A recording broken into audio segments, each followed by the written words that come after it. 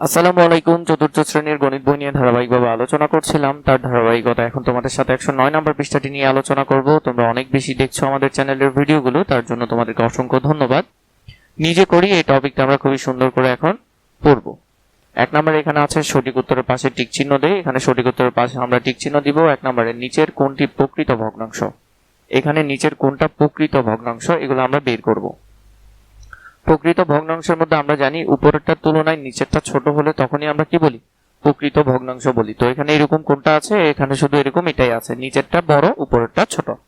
প্রকৃত ভগ্নাংশ হতে হলে নিচেরটা বড় হতে হবে, উপরটাকে ছোট হতে হবে। 2 নম্বরে আমাদেরকে দিয়েছে নিচের কোন ভগ্নাংশটির মান সবচেয়ে বড়। এখানে দেখো হর সবগুলোতে সেম, হর সবগুলোতে সেম। তো আমরা জানি হর সেম থাকলে লবের মধ্যে যে সংখ্যাটা সবচেয়ে বড় সেই ভগ্নাংশটা বড়, উপরেরটার মধ্যে যেটা বড় থাকে সেটাই সবচেয়ে বড় ভগ্নাংশ। 3 নিচের কোন ভগ্নাংশটির মান সবচেয়ে ছোট। এখানে নিচের কোনটার মান সবচেয়ে ছোট, উপরের লবটা দেখো লব একই, হরের মধ্যে যেটা সবচেয়ে ছোট সেই ভগ্নাংশটাই সবচেয়ে বড়। তাহলে এখানে বড় হতে হলে সেটা আমরা যদি দেখি এখানের মধ্যে 10 সবচেয়ে বড়, তাহলে এই ভগ্নাংশটা সবচেয়ে ছোট হবে, কারণ এটার উল্টা, এটা হলো এটার উল্টাটা। 4 নম্বরে নিচের কোনটি সঠিক। এখানের মধ্যে 5/2 5/3, তো নিশ্চয়ই এটা বড় হওয়ার কথা ছিল, এদিকে মুখ থাকার কথা ছিল, এটা হবে না। এখানের মধ্যে 4 উপরে 3 4 5 এটা হবে, কারণ এখানে 3 থেকে নিশ্চয়ই 5টা বড়, কারণ আমরা জানি উপরেরটার মধ্যে যেটা বড় থাকে সেই ভগ্নাংশটাই বড়। এরপরে এখানে 5 নম্বর বলেছে লঘিষ্ঠ আকারে প্রকাশ করি। লঘিষ্ঠ আকারে যদি প্রকাশ করি তাহলে আমরা দেখব নিচে 24 উপরে 8, 8 দিয়ে যদি কাটি 8 একে 8, তাহলে 3 8 24, নিচে হবে 3। 16 দিয়ে ডিরেক্ট কাটতে পারো চাইলে, 16 দিয়ে যদি কাটো 16 একে 16 উপরে 1 3 16 48, এভাবেও কাটতে পারো, অথবা 8 দিয়ে 2 দিয়ে ধারাবাহিকভাবে আস্তে আস্তে করে কেটে আনতে পারো। তাহলে এখানে হবে সবচেয়ে ছোট আকারে হলো 3/1 হবে লঘিষ্ঠ আকারে প্রকাশ করলে। এরপরে হলো 6 নম্বরে এখানে এর সমতুল ভগ্নাংশ কোনটি। তো আমরা প্রথমে 2 দিয়ে গুণ করে দেখি, 7 দুগুণে 14, আর 2 কে 2 দিয়ে গুণ করলে 2 দুগুণে 4, তাহলে 14 আর 4 আছে শুধু এটাতে, তাহলে এটার সমতুল ভগ্নাংশ। সবসময় ছোট থেকে করে যাবে, এরপরে যেটাতে মিলে সেটাই।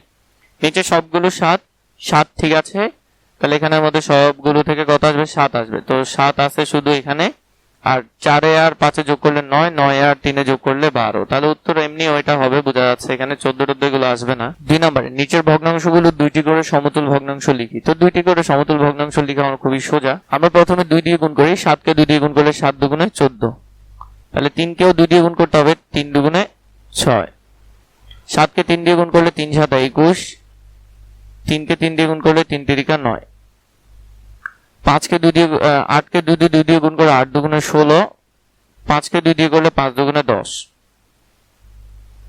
8 কে 3 দিয়ে করলে 3 8 24, 5 কে 3 দিয়ে করলে 3 5 15, 4 কে 2 দিয়ে করলে 4 দুগুণে 8, 7 কে 2 দিয়ে করলে 7 দুগুণে 14, 4 কে 3 দিয়ে করলে 3 4 12, 7 কে 3 দিয়ে করলে 3 7 21, 9 কে যদি 2 দিয়ে গুণ করো 9 দুগুণে 18, তাহলে উপরটা হবে 18। 9 কে চাইলে 5 দিয়ে গুণ করতে পারো, 5 নং 45, উপরেরটাকেও সেম ভাবেই লিখতে হবে, 5 নং 45। 3 নম্বর এখানে আছে নিচের ভগ্নাংশগুলোকে লঘিষ্ঠ আকারে প্রকাশ করো। কাটাকাটি করে লঘিষ্ঠ আকারে প্রকাশ করব। 5 দিয়ে কাটা যাচ্ছে, তাহলে 3 5 15 3, আর এখানে হবে 5 5 25। এরপরে যদি আমরা এটা কাটাকাটি করি তাহলে এখানে চাইলে আমরা 20 আর 12 আছে, 4 দিয়ে যদি কাটি 3 4 12, তাহলে 3, উপরেরটাকে 4 দিয়ে করলে 4 5 20, তাহলে 5 হবে। তোমরা কিন্তু একেবারে ছোট আকারে প্রকাশ করবে, কারণ এখানের মধ্যে বলেছে লঘিষ্ঠ আকারে প্রকাশ করতে, মানে একেবারে ছোট যেটা হয় সেটা। এটাকে 49 কে করলে 7 7 49, 5 7 35, এটা করলে 25 25 আছে, তাহলে লঘিষ্ঠ আকারে প্রকাশ করতে পারো 1 এবং 1, এভাবে করে এটা খুবই সুন্দর করে ফেলতে পারবে।